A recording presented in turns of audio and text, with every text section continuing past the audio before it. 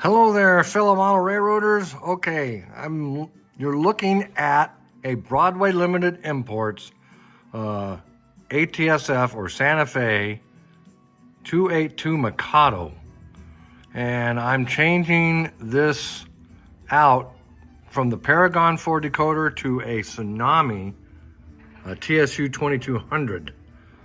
The problem I was having was that the Paragon 4 wouldn't maintain the address. I'd plug in the address and it would hold it for a while and then lose it. And then recently it wouldn't take anything even through the BLI address changer. And I know what the fix is going in, taking the tender body off and going in and doing a reset, but that gets tiresome after a while. So I'm changing it out. So what did I do? I started with the tender. You have to take the speakers, and BLI wires them in parallel. Well, with the TSU-2200, you have to wire them in series. So that's what I've done. I've wired these in series. It's just the purple wire goes to one side of the speaker, and then another wire goes from the other side of that same speaker to this speaker, because there's two places you land the wires on each speaker, and then another wire that goes back to the speaker. So that wasn't hard. That was pretty easy. So I've got my track pickups right here going to the decoder, and right here going to the decoder. So I have track pickup. I've got that all done. I got it secured and ready to go. You have to take this plate off to get to the speakers. It's not hard. Just keep that in mind and make sure you keep the soldering points on each speaker accessible. I think they only go in one way. So, but this plate here does come out. This plate right here comes out. So once you get the speakers wired up, those can go back in, and you can secure everything, then put this plate back in, secure the decoder to the plate, and you should be good to go. Now, one other thing I'm going to do is I'm going to take one of these. This is this is a SoundTraxx current keeper. SoundTraxx current keeper, and that'll go somewhere right around here. So once I get to that point. So I got that all done, and the issue you'll have doing this, the issue I had, was that the harness going from the tender to the locomotive, which is right here, all the wires are black. And pretty much inside the locomotive, the wires are all black except for one gray wire. And why they did everything black and just one gray wire, I don't know. Anyhow, this here is everything that came out of this locomotive. The decoder came out of the tender. This is the switch to turn off the smoke. This is the smoke generator, and this turns that off. But later I found that you can just go to CV7 or function 7 and turn it off. So, but I never used the smoke generator. On rare occasion. I burned this out once, and I had to send this locomotive back to Broadway Limited, and they put in a new smoke generator. So I took this out because I don't use it. I never used it. So I'm not really concerned about that. This locomotive is going to be used for operations as a switch engine.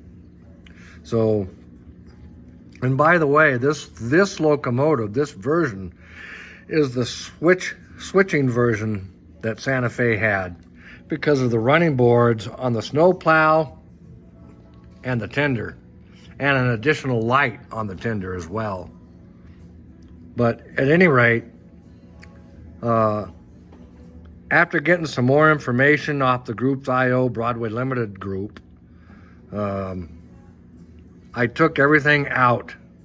A gentleman named Bob Morningstar apparently does a lot of these, and he said just gut it, take everything out. So that's what I did, and the only thing I had left was the 2 wires for the front headlight and the cab light. That's all I had. Now some locomotives also have a firebox light. This locomotive did not have that. So I just wired up using a 1,000 ohm resistor. I wired up the front headlight and the cab light. The front headlight I secured using a tower LED that just by chance happened to fit this hole perfectly. So I got it in, I think it was a 3mm tower LED as I recall. And I just got those from, oh shoot, the one, I don't recall now. But this is held in by some super sticky putty. I got it in there and then I just worked that putty around this light and it seems to be holding in pretty well. So I think it was Minitronics that I got the LEDs from. It's a 3mm, I believe, 3mm tower LED, and it fits perfectly in this hole right here for the headlight. So I've got that wired in, and I have my cab light wired in, and that's pretty much it. This connector, the wires came off these connectors, off this connector right here, and you just have to take a meter, a multimeter, and ring through each wire and decide which ones you're going to use for the headlight and the cab light. You will have spares. At least I have spares.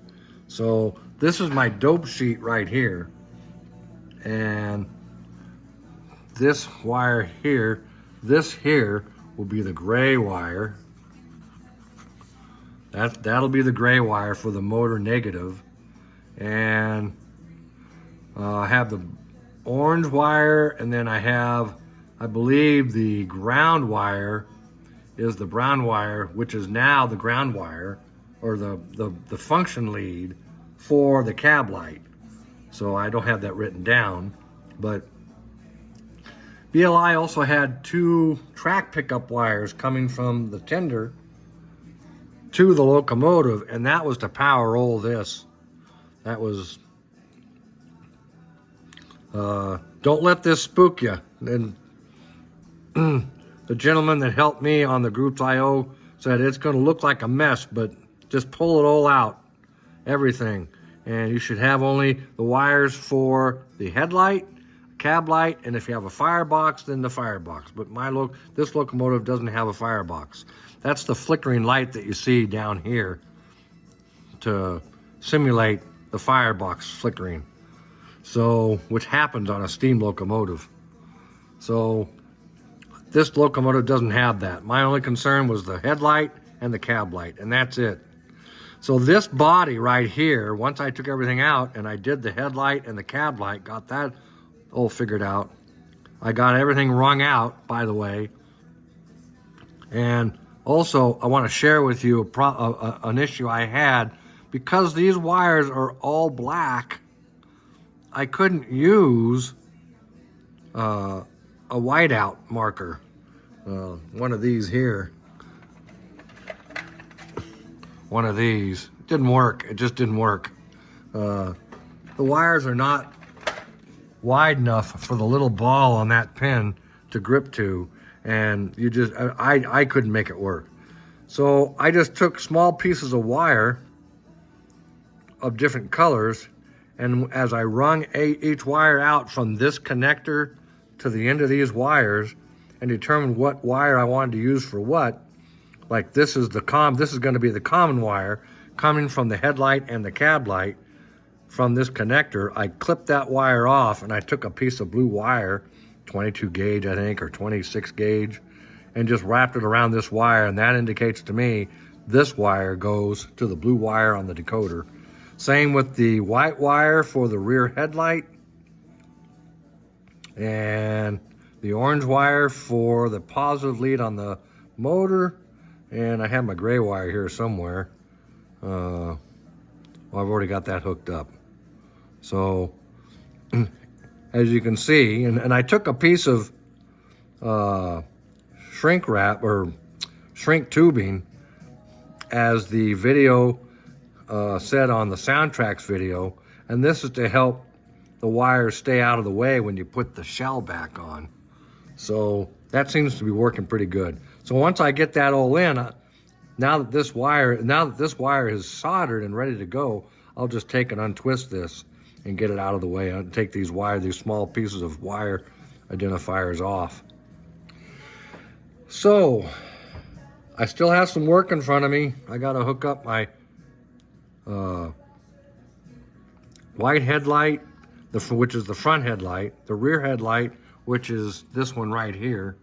I gotta still put some resistors on this headlight and this headlight right here. There's a red light right here, and as you can see right here, there's two there. There's two wires. Those two wires are for this headlight here, and then these two wires here are for this headlight. So I got to solder a 1,000 ohm resistor onto one of these wires as well. So one of the things I do to determine which wire is the function wire, I'll show you what I do. I just take this and I hook it up to the wires and I turn it on, and if they don't go on, I just reverse the leads and it should go on. LEDs are polarity sensitive, so if it doesn't go on, then you just switch the leads on this, and that tells you which wire is which. This has a 1,000 ohm resistor on it, so, and the resistor should go on the function lead. So that's what I do to determine what wire is my function lead. And that seems to work pretty good. So that's what I've done so far. I'll do another video on the progression of this. I don't think there's anything else. Don't feel bad. You'll be yanking this stuff out, this stuff right here, whatever's in there. There's the decoder. This is the Paragon decoder. This was the smoke generator. This was some kind of decoder that they've got in there driving all this. This was in the tender, but everything else was inside the locomotive itself. And it looked extremely busy. So as well as inside the tender. So I hope this helps somebody. I hope this answers some questions that you've had. Again, I want to thank the gentleman who helped me, shared his experience on the Broadway Limited Imports Group's IO group. That really was a springboard for me. So I'll do another video when it's all finished. I hope this helps somebody. Thank you for watching. Bye for now.